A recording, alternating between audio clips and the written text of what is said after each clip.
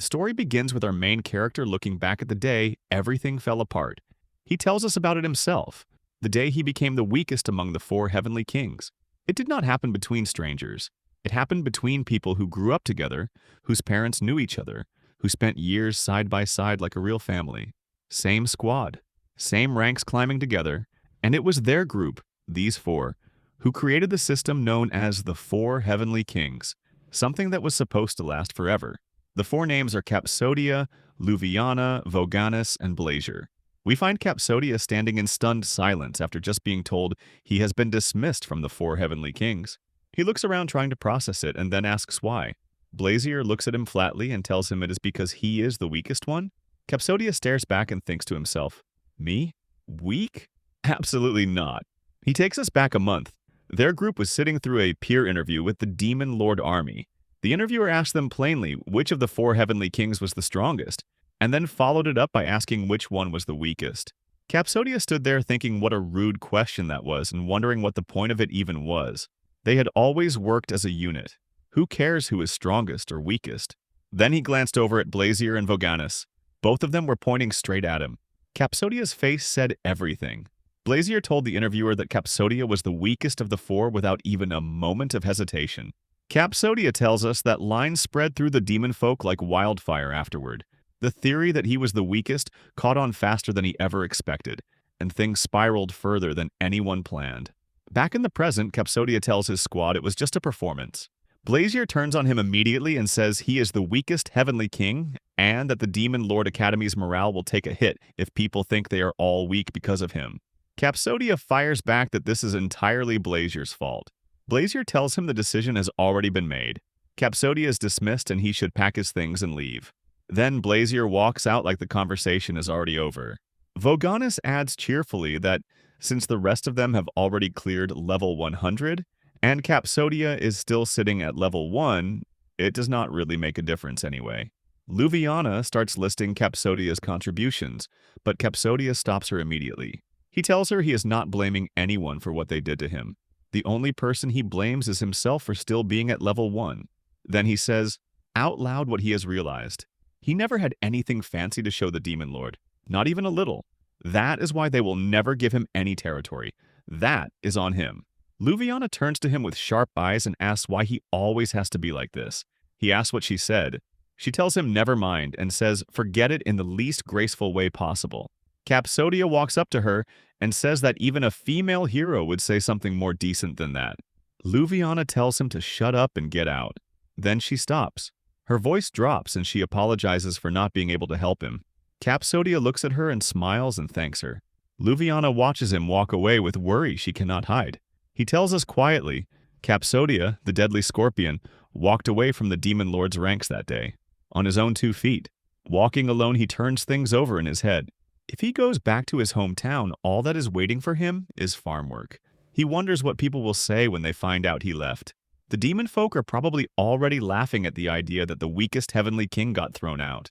He tells himself to stop thinking about it because at least he still has his pet dog Cerberus, who will make tonight survivable.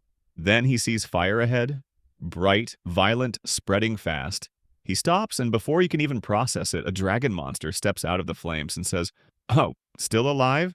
The deadly scorpion Capsodia, the one rumored to be the weakest of all 4 kings. How refreshing." Capsodia asks through clenched teeth whether this thing burned his house down.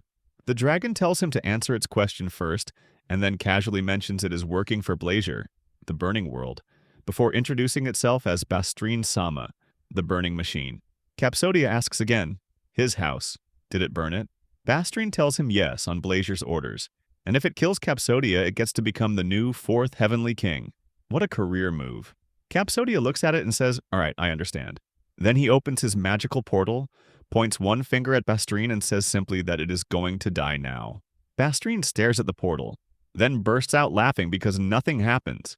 It tells Capsodia he is really pushing his luck, this weakest of the heavenly kings with his little finger pointed like that. It asks what exactly he meant by that. Then the magic hits. Bastrine Sama drops dead. No warning, no dramatic last stand, just gone. Capsodia stands over the body and breathes out slowly. He tells the corpse that no matter how many lives something has, death is still death. Then, because he is practical, he starts taking stock of the situation. His title is gone. His house is ash. His dog is somewhere out there. He has nothing left. Then a sound comes from behind him, and Capsodia spins around. Cerberus is standing right there looking perfectly fine. Capsodia runs to him and holds on. He tells Cerberus he is so glad he is safe and lets himself feel it for a moment. Then, still holding his dog, he tells him that he is no longer one of the 4 heavenly kings. He thinks back to something Luviana once told him, that bad people would come for him someday, and when that happened, she would not be able to bear watching him suffer, so he should take his pet with him wherever he goes. He looks at Cerberus and asks whether he wants to take the risk and come along, or whether he should go stay with Luviana since she is the only one left Capsodia can actually trust. But if Cerberus insists on coming, then Cerberus immediately gets up and trots excitedly in the direction of Luviana's house. Decision made. Capsodia tells him to behave himself over there. Capsodia sits alone under a tree eating and thinking. He figures he is somewhere near the border of human territory. That might actually be safer for him right now. He is a sub-undead, someone who was once fully human and has since become a semi-immortal being. His ancestors were ordinary humans 10 generations back. Human territory might treat him better than demon territory will, now that his life is actively in danger. He makes up his mind he is going into human territory. He is mid-decision when a boulder explodes right in front of him. A massive monster appears behind him holding a sword, built like something that should not exist, looking at Capsodia like he is a minor inconvenience. Capsodia thinks to himself that today is just one thing after another. The monster asks if Capsodia is one of the hero's companions. Capsodia blinks at it. The monster says if he is, then it has already seen the hero, and if Capsodia tries to fight it, he should just give up now because it is invincible. It has 8 souls stored inside it. Dead soul magic. It pulls the soul right out of a living person, and the pain is exactly as bad as it sounds. Capsodia looks at it with the expression of someone who has genuinely stopped caring about dramatic reveals today. The monster tells him since he now knows its secret, it cannot let him go back alive. Then it introduces itself as Vazog the Mad, and mentions in the same breath that his type is silver-haired girls. Capsodia tells it he genuinely does not know how to respond to that. Vazog says it is going to kill him now. Capsodia raises one finger. 2 words. You. Die. Vazog freezes. Something tears. Out from inside it, its own soul breaking free from its body. It dies mid-boast, still full of itself to the very end. Capsodia exhales and tells the body that no matter how many souls it stored, death is still death. He seems to be saying that a lot today. He looks up and sees glowing orbs rising into the sky. The souls Vazog had stolen, finally free. He hopes quietly that they find their way somewhere better. Then he goes through Vazog's bag. Medicine. Gold. He looks at the gold and admits he has no idea what the exchange rate is in human territory. He looks around the cave and says this place is awful. Is there nothing decent here? He spots the massive sword and drops it into his magic bag without ceremony, noting it is absolutely not for everyday use, and wonders if there is somewhere nearby to sleep. Then he stops. He thinks, wait, what about the hero? A smell reaches him. Death. Recent death. Close by. He cannot ignore that. He pulls out his diary, Shinigami Cho, his death note, the book that holds information on the people connected to his power, and checks it. The name leads him to a cave nearby. Of course, Vazog had a base. The scene shifts and Capsodia steps into the cave. He finds a girl locked up inside. He looks at her and immediately says there is something here. Then he spots her properly. Silver hair, small, clearly terrified, and thinks to himself that this pervert actually locked someone up here. Typical. He tells her not to panic and that he is not Vazog. She looks at him with desperate eyes and asks if he is a hero. If he is one of the hero's companions. Capsodia glances to the side and sees a body lying on the cave floor. The girl tells him that person helped save her life. Capsodia looks closer and realizes this is a demi-human girl. Ears, tail, clearly from the Red Bull tribe. He reaches out and touches her. Her body is still warm. He asks the prisoner what the hero's name was. She tells him, Paphemia Premil. She asks what he is doing. Capsodia opens his diary and finds the name. He reads, killed 1 hour ago by a dragon blade. He picks up his pen and starts writing in the diary. A magical portal opens. And then Paphemia Premil opens her eyes. She is alive. The prisoner stares in complete disbelief. Capsodia looks at his diary quietly, still processing the numbers. The prisoner finds her voice and tells him what she just witnessed is resurrection magic. Magic so advanced that even the highest-ranking priest cannot pull it off without an altar or a relic. To do it with nothing, no altar, No support, no preparation at all. She looks at Capsodia and thinks one thing. Who exactly is this man? The Tide Girl looks at Capsodia with wide eyes. She asks how he performs resurrection without any relic or ritual item. Capsodia looks back at her calmly. Inside, he thinks she is right to question it. Recently, resurrection magic is forbidden in human territory. It is not something people casually use. But for him, this is normal. He remembers how he resurrects almost 1,000 people in a single day. Demon folk have a very low fertility rate, so he is given one clear task: revive dead soldiers every single day. Overwork on top of overwork. No break, no praise. And still, he never gets a chance to go to the battlefield. Because of that, his combat record stays 0. And because of that, he remains level 1. And because of that, he is dismissed. The girl keeps staring at him in shock. Capsodia gives a small smile and tells her she is lucky the body does not decompose yet. He says he is glad he arrives on time. The girl thanks him and calls him a saint. Capsodia pauses inside his head. Being thanked for resurrection feels strange. Then he sarcastically tells himself to suck it up, former heavenly king. He reminds himself he is not a saint. He is a demon, one of the 4 heavenly kings. At that moment, Paphimia suddenly wakes up and screams that she is in pain. Capsodia calmly says he forgets to mention that he cannot perform full recovery. The Tide Girl asks if he can free her chains. He agrees. She begins chanting a spell. Capsodia watches closely and realizes it is breath of the great god. Only high-ranking priests can use magic like that. So what does that make this girl? Paphimia quickly thanks her friend Sharon. Sharon apologizes for letting her go through something so terrible. Paphimia says it is okay. She understands. She admits she is weak too. Sharon says she knows, but they survive. She believes this is a trial given by God. Then Sharon tells Paphimia that if she wants to thank someone, she should thank the sealed man. He is the one who brings her back to life. Sharon apologizes to Capsodia for not knowing his name. She says she is a strong servant of God. Paphimia introduces herself properly. She says her name is Paphimia Premiel. She belongs to the Red Bull race and comes from the southern mountains. Then she proudly says Sharon is amazing. People call her the prophecy of the Holy Maiden. Capsodia feels a small shock. Is this not the most famous Holy Maiden even in demon territory?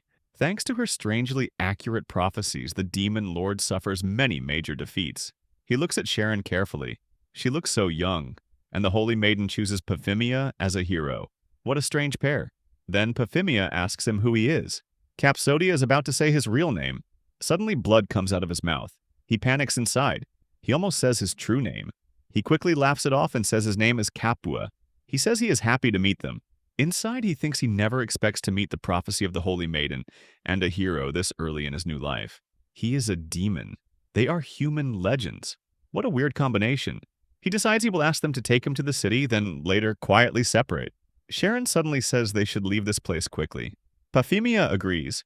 She says they do not know when Vazag might return. Capsodia calmly tells them to wait. That will not be necessary. They both look at him nervously. He tells them he kills Vazag. Sharon is shocked. She says Vazag is level 110. That means Capsodia must be very strong. She asks his level. Capsodia looks confused. Then he says he is level 1. Paphimia bursts into laughter. She thinks he is joking. Sharon walks up to him politely and uses her appraisal magic. She checks again, and realizes he really is level 1. Capsodia feels nervous seeing her shocked face. Paphimia asks how he defeats Vazag then. Sharon suddenly suggests maybe he is an experienced tactician with a lot of combat knowledge. Capsodia panics inside. If he has so much experience, why is he still level 1? Paphimia excitedly says she also thinks he uses smart tactics to defeat the evil warrior. Capsodia thinks this is going in a very strange direction. Sharon steps closer to him. He feels things are not going the way he plans. And suddenly, Paphimia hugs him tightly. She asks him to please make her his apprentice. Capsodia stands there frozen. And just like that, his first event in human territory begins. The first possible encounter between a demon, a hero, and the Holy Maiden.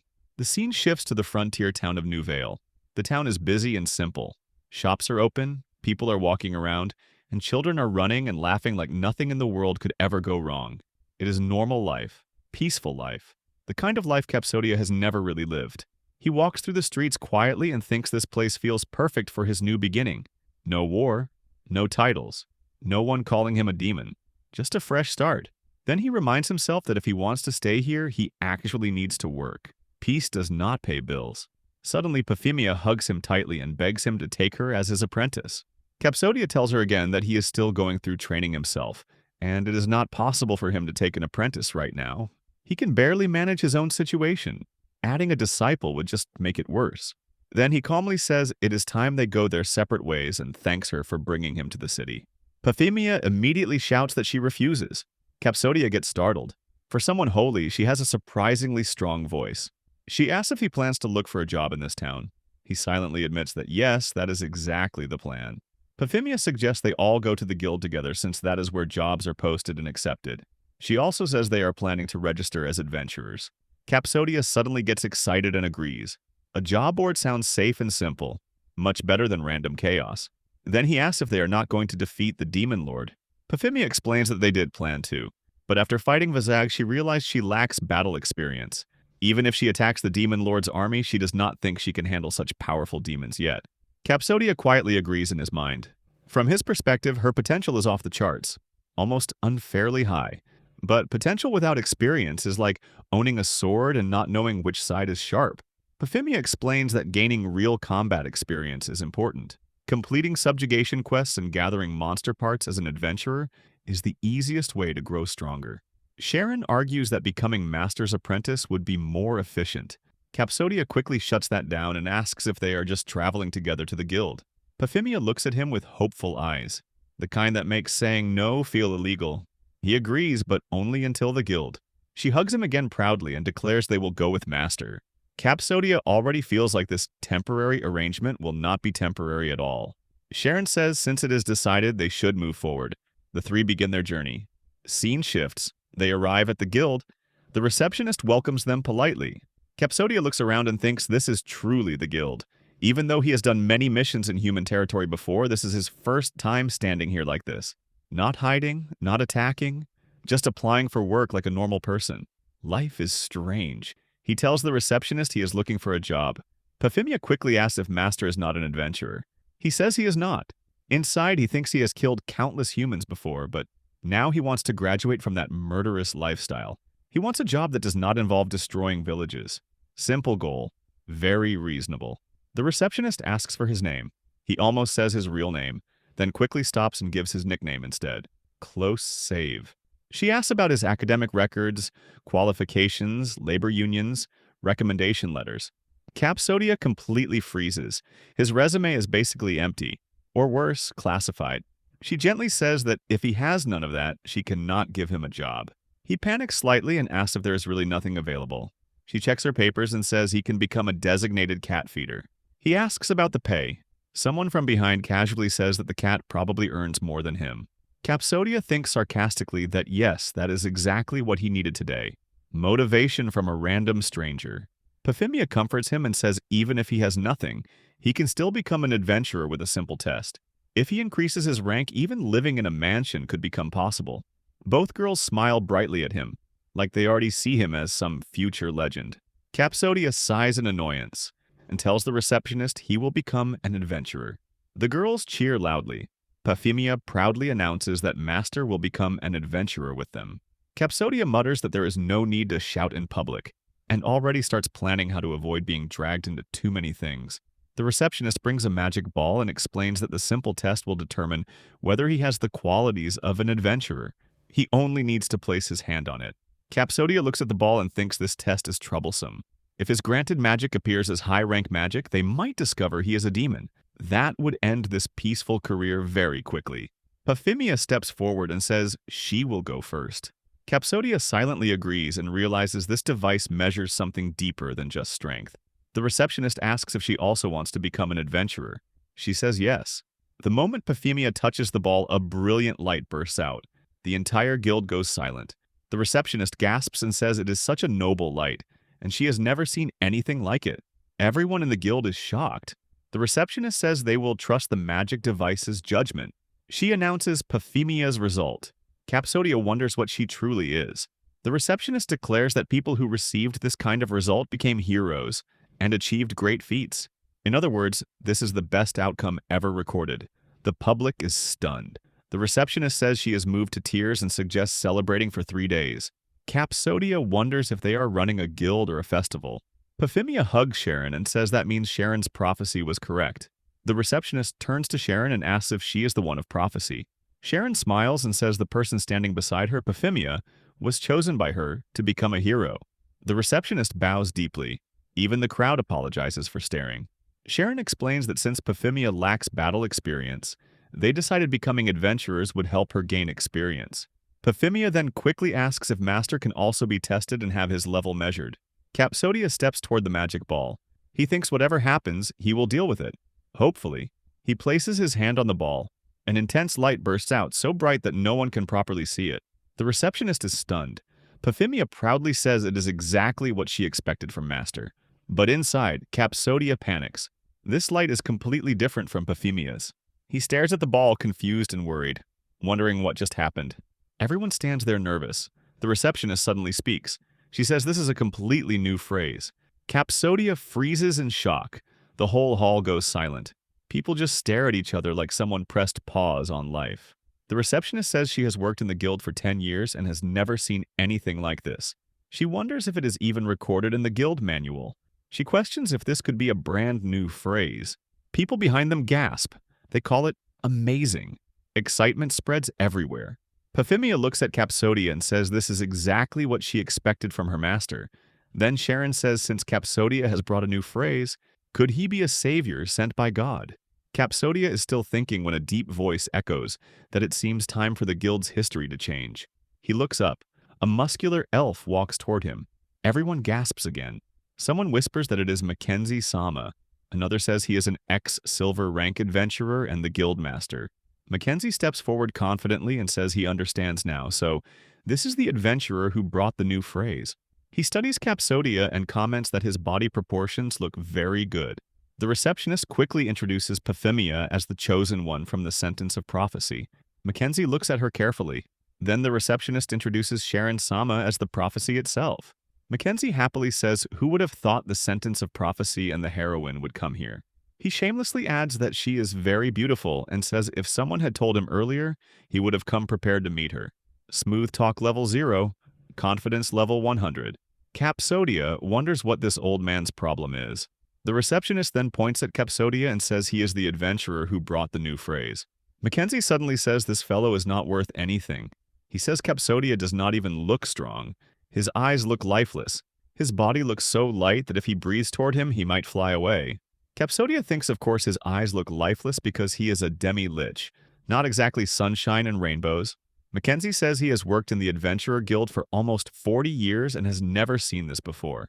He questions whether this means Capsodia is far greater than he appears, or if his affinity is extremely low, or maybe he is simply a damned being, like a member from the demon race. Capsodia panics and takes a nervous breath. Then Mackenzie smiles and says he is just joking. He says it is impossible for a demon to walk into a human town and take the adventurer test like this. Capsodia quietly breathes in relief and thinks he really needs to register quickly and leave before things get worse. Suddenly, a buzzing sound fills the air. Capsodia notices a mosquito flying around him. Mackenzie says in that case they will find out the truth through a match. Shara asks if he is really going to fight Capsodia. Mackenzie apologizes to Sharon but says as the guild in charge, it is his duty to test whether this man is human or demon. He adds that he feels something strange about his opponent. Before he can finish, Capsodia instantly strikes and kills the mosquito. Everyone stares in shock. Euphemia says that blood dust is amazing. Sharon wonders if that is how Capsodia looks when he gets serious. Someone from behind comments that Mackenzie is serious too. Another person says this new guy will probably get crushed. Then Capsodia hears the buzzing again. He mutters that it is right there and there is no doubt it is watching him. He thinks his greatest rival in this world is a mosquito, because demi-leeches and mosquitoes share an unbreakable connection. Demi-leeches are half-dead demons. They always carry a faint, corpse-like smell that even the best detection spells cannot sense. But mosquitoes can. Of course they can. Nature's worst spies. Capsodia nervously wonders where it went. He feels stressed that it even followed him into the adventurer exam. He decides he must end this bond once and for all. Suddenly, he sees the mosquito land on Mackenzie's head. Capsodia angrily shouts at Mackenzie not to move at all. Mackenzie feels offended and thinks he is an ex-silver rank adventurer and will never back down. He immediately moves forward to attack. Capsodia moves too and repeats that he told him not to move. The mosquito flies away at the worst timing possible. As Mackenzie attacks, Capsodia dodges smoothly and slaps him on the head. The slap is so powerful that Mackenzie crashes straight into the ground. The entire hall stands frozen. Everyone wonders what just happened. Inside the guild, everyone stands completely stunned. Someone says this is unbelievable. Capsodia defeats the guildmaster in just one blow. Paphimia rushes forward and hugs Capsodia. She says it is simply amazing and exactly as expected. Capsodia looks at his own hand. He stares at it in shock and thinks nothing even happened. He stands there nervous, wondering how this even happened. From the ground, Mackenzie asks who he really is. Capsodia nervously asks why he is hiding and if something embarrassing happened. Mackenzie angrily says he is the one who did this to him. Capsodia panics and wonders what he did. Then he suddenly thinks if he just destroyed the guild's big shot by mistake. That would be awkward. Very awkward. He reminds himself that demi-leeches may look weak, but they possess superhuman strength. Since they are half dead, they can use power far beyond human limits. Generations have passed and demi-liches have grown bigger by relying on certain things, but Capsodia still looks weak on the outside. Looks are clearly lying today. He steps forward and offers his hand to Mackenzie, asking if he is okay. In his heart, he admits he was only trying to fight a mosquito and accidentally crossed his limit. Mackenzie asks why he is pretending to show concern. Then he says now that he has seen his abilities, he passes. The receptionist nervously asks if he is truly fine because her life flashed before her eyes from that one punch. Paphimia excitedly asks if it is not great that they can now go on adventures together. Capsodia grows nervous because her face is suddenly way too close. Personal space has officially vanished. Sharon congratulates Capsodia but looks a little shaken. Capsodia apologizes and says he feels like she got scared. Sharon replies that she is not scared, just worried about him. Capsodia gently pats her head and says she worried about him and that she is a very good person. Suddenly a badge flips in the air. Capsodia looks confused at what just happened. Mackenzie tells him to take it because he deserves it. Capsodia picks up the badge and realizes it is a silver rank badge. The receptionist gasps and wonders how he became silver rank instantly. Capsodia nervously asks if they are joking. He says if he accepts something of this caliber, he will stand out too much in public. He waves his hand and says he does not want it, and that it even smells weird. Mackenzie angrily asks if his brain is working properly for turning down a silver rank promotion. Capsodia calls him old man and asks if he was not suspicious of his origins and gave him a special exam. He says it is impossible to accept silver rank from someone who subjected him to such abuse. Dramatic much, but fair point. He says he will start from iron rank first, just to see how things work. Honestly, he is not confident he can even be an adventurer yet. After all, he is still level 1. Mackenzie becomes confused and asks if he is really level 1. Sharon confirms she already appraised him. Mackenzie says since Sharon said it, and since he defeated him in one hit, he now understands how to handle him. He agrees to make him an iron rank adventurer. Mackenzie tells Paphimia that it has already been decided she will advance from bronze rank. Paphimia refuses and says she wants to go on adventures with her master. Capsodia tells her to become a proper bronze rank adventurer first. She insists she wants to go with him. Capsodia tells her to understand what her master is saying. This is the time for her to train herself. She looks confused and asks if she will train alone. Capsodia explains that even if he guides her step by step, she will become too dependent on him. She says if that happens, she will only stunt his growth. Capsodia tells her if she truly wants to adventure with him, she must first raise her level to match his. He says he is looking forward to seeing her growth. Tears fill Paphimia's eyes. She runs to him, hugs him, and says she will do her best. In his heart, Capsodia thinks everything is going exactly as he planned. He believes her potential is top-notch. Once she gains experience, she will reach a stage where she can stand before the king. When she becomes a heroine, she will attend upper-class night events and live a glamorous life in the royal palace. She will forget small and insignificant things like him, and he will quietly live his own peaceful life without being exploited. Sounds lonely, but peaceful. Paphimia then tells Sharon she will give her best. The receptionist suddenly says there is a request they want them to handle as soon as possible. The opponent will be very difficult because they lack battle experience. Paphimia confidently says there is no problem at all since Sharon chose her. Capsodia thinks that is the spirit. The receptionist explains the opponent wields a dragon-tooth sword and uses death attribute magic. It is reported he possesses 8 souls. Capsodia instantly recognizes who it is. The receptionist reveals his name is Vazeag, a B-rank fighter with a 3-digit level. Before she finishes, Paphimia and Sharon look at each other and start smiling. Sharon says she hates to break it, but he is already defeated. Everyone is shocked. Euphemia proudly says her master was the one who defeated him. Capsodia's calm expression completely collapses. He slowly turns around in panic. The scene shifts. A violent storm rages. Demon King Luviana floats in the air. She casts the storm herself. She orders Heavenly King Voganus to hurry and send his army. Voganus uses a magical move and releases a tidal wave. Luviana asks what he thinks he is doing. Voganus asks if they did not agree to kill all humans. Luviana reminds him to follow the edited battle plan. Voganus questions why details matter as long as they are killing. Luviana yells at him loudly. Voganus quickly says he understands. Luviana thinks to herself that their resurrection numbers are not keeping up. Capsodia was originally assigned to track the front line, but leading from the back line suited him better. She admits if Capsodia were here, the battle plan would be perfect. She believes no one understands the gravity of this situation. Before every big battle, no matter how busy he always came with perfect strategies. Capsodia planned every battle, negotiated with demon dukes, and coordinated with the 4 heavenly towers. They were simply extras. Without Capsodia, the Demon King's army might stop functioning.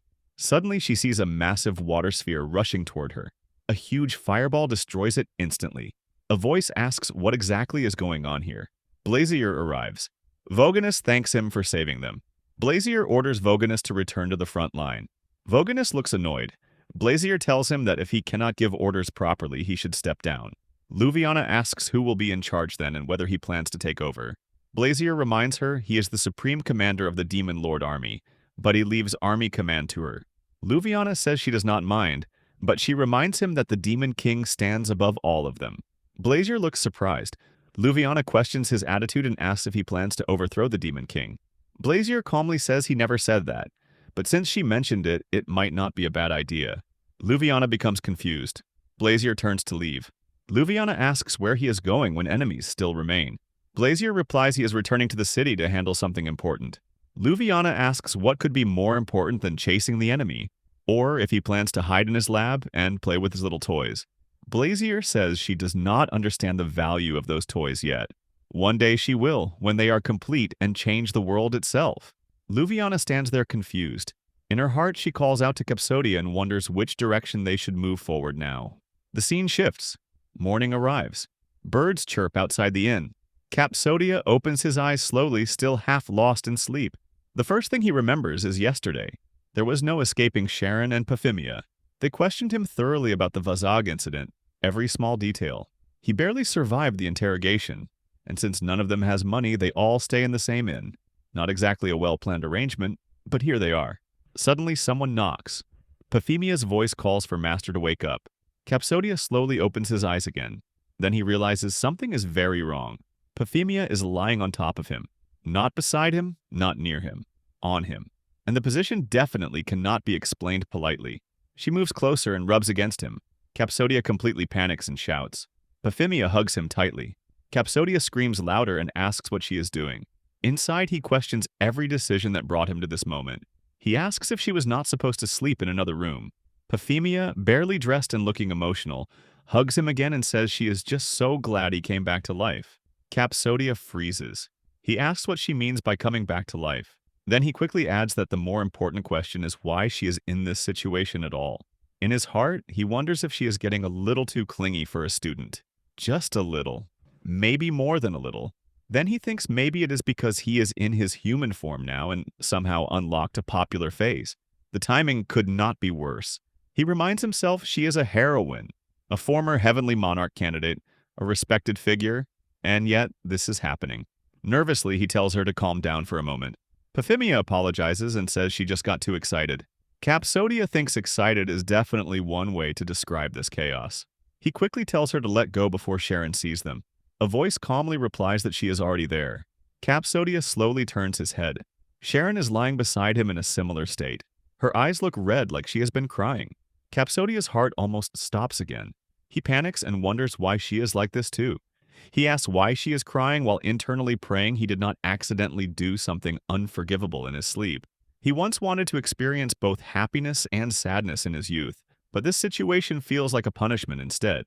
He reminds himself his human heart stopped beating a long time ago anyway, so technically he should calm down. He takes a deep breath and asks them to explain what they are doing here. Paphimia tearfully says his heart completely stopped. Sharon adds that his body became extremely cold, so they tried to warm him up with their own body heat. Capsodia freezes again. If they discover the truth, everything ends here. He quickly tells himself to relax. It does not seem like his secret is exposed yet. He tells them to get dressed quickly and apologizes for worrying them. Then he corrects himself and says he was always fine. Sharon asks what he means by that. Capsodia reminds Paphimia that he trained in the mountains before. In his mind, he admits that was actually during his demon days. Both girls stare at him and ask if such training even exists. Inside, Capsodia explains to himself that the demon race has abilities related to death, attribute magic. Death magic is extremely dangerous. Once activated, even strong victims can die instantly. So even if a spell stops his heart, his body already knows how to restart itself. The girls look completely shocked. Capsodia glances at them and silently thanks them for believing this story so easily. Their innocence saves him. Paphimia suddenly hugs him again and calls it super cool. Capsodia admits in his heart that he lies so smoothly that even he feels embarrassed. He really needs to stop being this good at it. He decides he should leave this place quickly before anything else happens. Then Paphimia suddenly remembers her preparations. Capsodia asks what preparations. She proudly presents bread she made. Capsodia, while putting on his clothes, quietly wonders if she can actually cook or if this is another dangerous adventure. Sharon explains that when Paphimia stayed at her house, she helped a lot and could make almost anything. Capsodia comments that it sounds like something Sharon would be good at too. Sharon slips near a shelf. Capsodia quickly catches her before she falls. She thanks him softly. He tells her not to push herself too much. Paphimia explains that after Sharon received the power of the sentence of prophecy from her predecessor, she stayed sheltered inside the royal palace. This might be her first time outside. All her attendants were defeated by Vazag. Capsodia listens quietly. Paphimia adds that Sharon lived a very difficult life. Hot bread is placed in front of Capsodia. He takes a bite. His face turns red from the heat, but he quickly says it tastes amazing. While eating, he realizes it has been a long time since he had a proper meal.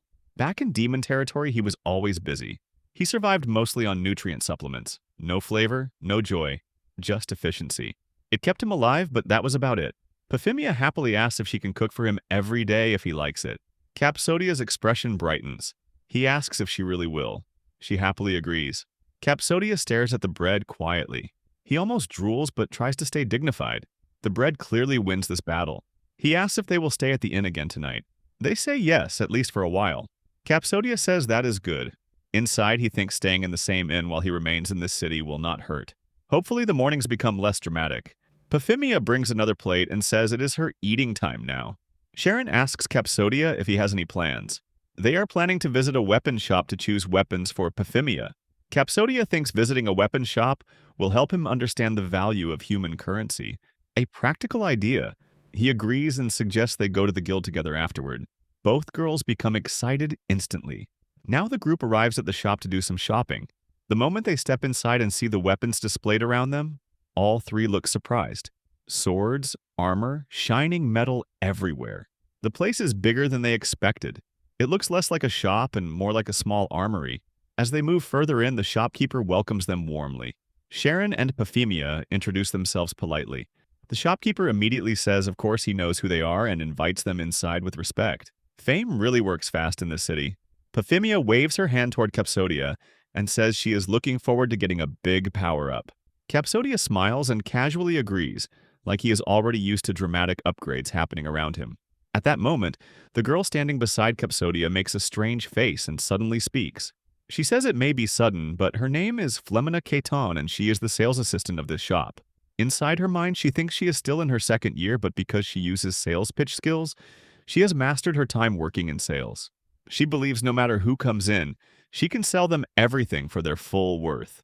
Confidence is high, very high, maybe too high. And now, this boy is her next target. At first glance, she thinks he looks poor. His clothes are simple, almost worn out. But her instincts tell her he is a mark. An adventurer dressed like that must be saving all his money carefully. She decides this month's recommendation is chick armor, and it will be perfect for him. While he purchases it, she plans to show him many variations and upsell the rest. In her head, the commission is already spent. She steps forward and asks Capsodia what he is looking for today. Capsodia calmly says he is just accompanying the others. The greedy clerk smiles and says that cannot be true. Capsodia feels nervous. He wonders why she is suddenly smiling like that. He thinks maybe human society has strange rules where refusing too much makes him look suspicious. With her sharp smile, he feels like humanity itself is dangerous. He decides to just go along with it. Survival first. He says he guesses he is looking for something small. Inside, the clerk thinks she has caught him. Capsodia looks confused, and she quickly smiles and says she did not say anything. Then she asks if he is looking for weapons or armor. Capsodia thinks neither, but he says maybe a weapon. In his heart, he thinks if he says armor, he might have to remove his robe. Even though Sharon has already seen him before, he does not want to expose this body without reason. Demi-lich bodies are technically dead. If he uses various magic to move it, depending on the person, they might feel something strange. Explaining that would be even worse. Just then, the salesgirl brings a magical armor and shows it to him. Capsodia feels uneasy and wonders if she is even listening to him. She explains that the armor is made from mithril and increases physical defense points by around 40. Capsodia looks confused and asks if that means very little. Inside, he thinks he can already tell it is mithril just by looking at it. He does not need a sales speech for that. The clerk smiles and says she thought 40 points was quite high. Capsodia thinks that on the lower end, 40 is nothing. They would never survive against Demon Lord forces with that. He has seen worse things than this armor can handle. The clerk quickly adds that the armor not only has physical defense, but also magical defense. Capsodia first looks confused, then thinks that if it is called magical armor, does she think he is an idiot? The name already says it. She proudly says exactly, this armor has a plus. Capsodia calmly says 300, right? The clerk suddenly becomes nervous and says exactly, 300 plus, definitely 3 real Mikoi. Capsodia wonders who Mikoi is. A person? A currency? A secret code? Then he says anything lower than that would be trash. Inside, he estimates its real value is at least 400 to 500. He is not impressed. The clerk turns pale. Capsodia asks why she suddenly looks so pale. She nervously says nothing is wrong and suggests he try it on. She says he will look much more stylish compared to how he looks now. That comment does not help her case. Inside, Capsodia thinks she is pushing too hard. Why is she so desperate for him to try this armor? This is starting to feel less like shopping and more like a trap. His patience runs out. He suddenly slams his hand hard against the wall near her face and tells her not to tell him what he is. She nervously talks about the glossy finish, like that will fix everything. Capsodia angrily says she should not tell him what he is. The clerk panics and asks what he is talking about. Capsodia says she should not pretend to be dumb. He thought she was just a regular store clerk, but she is clearly something else. His eyes say he is not joking. She quickly recovers and smiles, asking if he is praising her. She asks if he guessed she is actually the store owner's assistant. The confidence comes back surprisingly fast. Inside, Capsodia is convinced her ulterior motive is to make him remove his robe just to see his body. He refuses to be part of whatever strange plan this is. The clerk grabs his robe and says they should remove it to try the armor. Capsodia angrily refuses. She gets angry too and says he should not insult her, because she is the assistant of this store and would never trouble a customer. The situation is now officially out of control. Just then, the shop door opens. A voice from behind asks why there is so much noise. The clerk immediately shouts that the manager should listen because this customer does not want to try their armor. Capsodia angrily says she is forcing him to remove his robe, and if the manager is the boss, he should handle it. The clerk denies forcing him and insists she would never trouble a customer. At this point, both sound equally dramatic. The scene shifts. The manager grabs the clerk by the collar and quietly apologizes to Capsodia, calling him Mr. Customer. Then he fires the clerk on the spot. No long speech, just done. The clerk cries and says without her as assistant, the store will lose all business. The manager calmly says she was never truly an assistant. She is shocked and reminds him he used to call her that. He explains he only did that because at the time there were only 2 of them working. Since she joined, she has always acted strangely and never properly sold anything. He worked with her for 2 years because a friend introduced her, but no more. After paying her salary today, he does not want her working there anymore. That is the end of that chapter. Capsodia watches all this nervously. He only wanted to browse quietly. Somehow it turned into a full workplace drama. The manager steps toward him and sincerely apologizes. He asks for permission to give him a gift as compensation. Capsodia shyly says it was just a misunderstanding. Inside, he wonders if he should have just tried the armor and avoided all this chaos. Maybe one small fitting session would have saved everyone's job. Then he tries to comfort the former clerk. He tells her not to worry because he was recently fired too, so he understands. He reminds her this is just a weapon store, not the whole world. Losing one battle does not mean losing the war. At that moment, a voice calls out. Euphemia appears wearing her new weapon and armor. She asks Capsodia if she looks good. Capsodia says yes, she looks good. Sharon also says it suits her very well. Capsodia then says that now they are ready, they should head out for the quest. The shopping trip is finally over, and somehow they survive it without buying the armor. Now the group returns to the guild. The main receptionist guides them and explains that quests are generally divided into 3 categories. The first is subjugation quests. These mainly involve exterminating monsters. The second is collection quests such as harvesting magical grass and stones or recovering relics from dungeons. The third is help quests. These involve various requests and are usually meant for newbies. She then says that since both of them are iron rank, they can choose any quest from these categories. Euphemia instantly gets excited and says she will definitely choose a subjugation quest. She says she will defeat many monsters and become stronger. Her energy level shoots up immediately. The receptionist thanks her and hands her a paper. Sharon whispers something into Euphemia's ear. Euphemia quickly says she will accept it. Capsodia calmly says he is fine with accepting a collection quest. Suddenly, Euphemia jumps on Capsodia like a small child and clings to him. Capsodia nervously says he is tired of hunting monsters again and again. Then he switches into mentor mode and explains that if they hunt in the same vicinity, her growth will slow down. His tone becomes serious, like a teacher giving a lecture. Euphemia looks at him with teary eyes. Inside, Capsodia thinks that, as a demon, there are abilities to tame monsters. There are also demons who can see through the eyes of monsters from far away. It is absolutely not possible for him to take such a risk by going openly in front of them. The receptionist then asks Capsodia if he will accept the magic grass collection quest. He quickly agrees. She adds that there is one important thing he needs to know. If he encounters any monsters during the collection quest and brings them back, he must leave the monsters at the guild. They will not compensate him for bringing them in, but they will purchase them at market rate. Capsodia thinks to himself if that is not a red flag. It sounds helpful, but also suspicious. The scene shifts. In a dense forest, Euphemia and Sharon walk carefully. Euphemia says the monster should be somewhere nearby. She opens the paper. Sharon spots the monster. It is a Gav wolf. She wonders how strong it might be. Euphemia confidently says not to worry because she will protect her. Sharon thanks her. Sharon then says she can at least manage a protection wall and gestures with her hands. Euphemia proudly says that since Sharon is with her, it feels like she has the strength of 100 people. Confidence is high again. The monster appears. Euphemia excitedly welcomes it to the power spot of death and immediately swings her sword at it. The monster dodges. She attacks again. The monster keeps dodging her continuous heavy attacks. The monster comments that her attacks are strong but too heavy and slow. It says she has no experience and is struggling. Then it starts laughing loudly. Euphemia gets angry. The monster sees her anger and suddenly becomes nervous. It steps back and says it is leaving. Euphemia shouts at it to stay right there. The monster says it will not wait and will not repeat itself. It starts running away while thinking what is wrong with these intense girls. It feels tired already. As it runs, it suddenly sees Capsodia sitting ahead, quietly picking grass. The wolf thinks it has seen him somewhere before, but then tells itself that it is impossible. Capsodia calmly says he has finally found Rururu grass. Inside, he thinks choosing the collection quest was the right decision. It is peaceful without those two. He can even gather some emergency food for himself. For once, no shouting. Suddenly, he hears something fall behind him. The wolf recognizes him. It laughs and says it never expected to encounter the weakest among the 4 heavenly monarchs. Capsodia feels uneasy and realizes the wolf knows about him. The wolf angrily introduces itself as Wolf Tarot. It says Bilal gave it that name and that it is a servant of hell. Capsodia thinks if this is becoming a trend now. Everyone suddenly has dramatic introductions.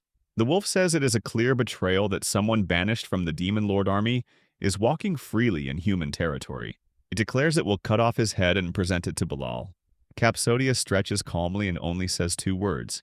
He says that it will die. The wolf immediately panics, and then it dies. Just like that. Capsodia looks at the corpse and wonders what its problem was. He also thinks it is good he killed it before it could report anything.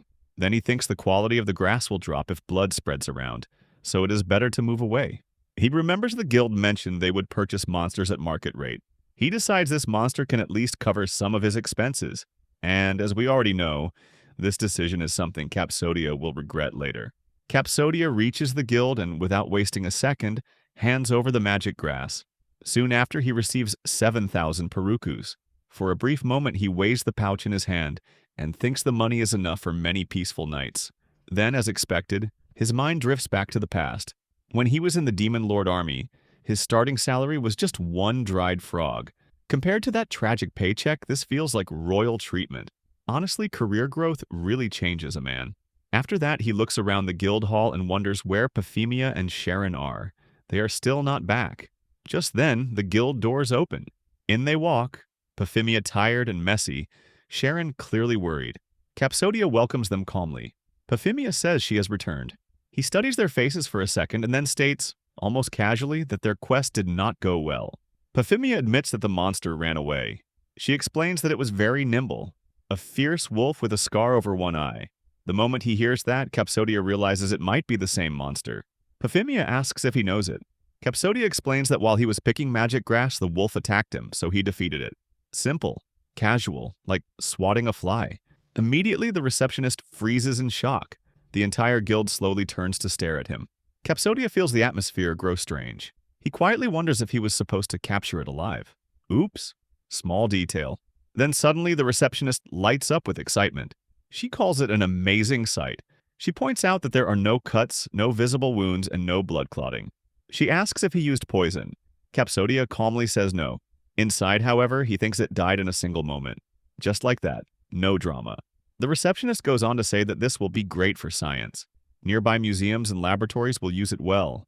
Then she adds that maybe even 1 million perukus would not be enough for its value. Capsodia is stunned. One encounter. That much money. Even he does not expect this plot twist. Euphemia excitedly declares that he has suddenly become rich. But instead of smiling, Capsodia grows nervous. Rich people stand out. And if he stands out too much, his demon side might get exposed. That is definitely not today's goal. The receptionist says she will immediately contact the curator. Before things escalate further, Capsodia quickly says that if the wolf has such high value, he wants to donate it for free. Euphemia protests and insists that he will become rich. Capsodia calls her inexperienced. He explains that scientific development is more important than the rewards in front of them. He asks whether it would not be more beneficial to use the corpse for research. At that point, the entire guild falls silent in shock. Sharon calls him truly altruistic and amazing. Euphemia excitedly says she will never forget those words. All around them, people stare at him with pure admiration. Meanwhile, inside his head, Capsodia simply thinks he does not mind as long as everything settles. Quietly. Less attention is better. With that, he tells them to handle the rest and leaves the guild. Time passes. Soon a museum is established under his name. A ribbon is cut at the ceremony. Applause follows. Days go by and even a small museum stands proudly in his name. Now, as he walks through the market, he feels it clearly. He stands out too much. People even know his real name now. That is never a good sign. He mutters that he is glad his 2 teammates are not with him right now. On top of that, his next mission location is far away. He is already tired and has no time to recover. Perfect timing, as always. Eventually, he reaches home and opens the door. What he sees stops him. Sharon and Euphemia are in terrible condition. He immediately asks what happened to them. Euphemia apologizes and calls him Master. Capsodia tells them they do not need to apologize and asks who did this. Sharon sadly explains that it was a monster. She continues and says that many monsters have recently appeared in the nearby forest. The receptionist reportedly says that average adventurers are not enough, so she requested Euphemia to help. However, during the fight, Euphemia focused too much on protecting Sharon. Capsodia listens carefully and thinks they probably lack recent fighting experience. Those monsters must be troublesome. He then asks for the monster's characteristics. The clerk explains that it has sharp fangs, red eyes, and 3 heads. The moment Capsodia hears this, a memory clicks in his mind. Cerberus. The description matches exactly. He is certain it is his pet dog. The receptionist begins to panic and asks what to do, wondering if any bronze rank or higher adventurers are available. Capsodia calmly states that he will go. Sharon reminds him that he said he did not want to fight much anymore. Capsodia answers that these are special circumstances. Euphemia immediately says that if he is going to fight, she will go too. Capsodia tells her to rest and heal her wounds first. She insists that she wants to see him fight. Inside, Capsodia thinks he does not want to reveal his relationship with Cerberus. That would be awkward. Very awkward. So he explains that the monster is strong enough to hurt her, which means he must use his full power. Euphemia replies that this is even more reason for her to go with him. At that moment, Mackenzie steps forward and tells Euphemia to be honest. He explains clearly that if she stays near Capsodia, he will never fight with his full strength. Inside, Capsodia silently thanks the old man. Finally, someone understands the situation.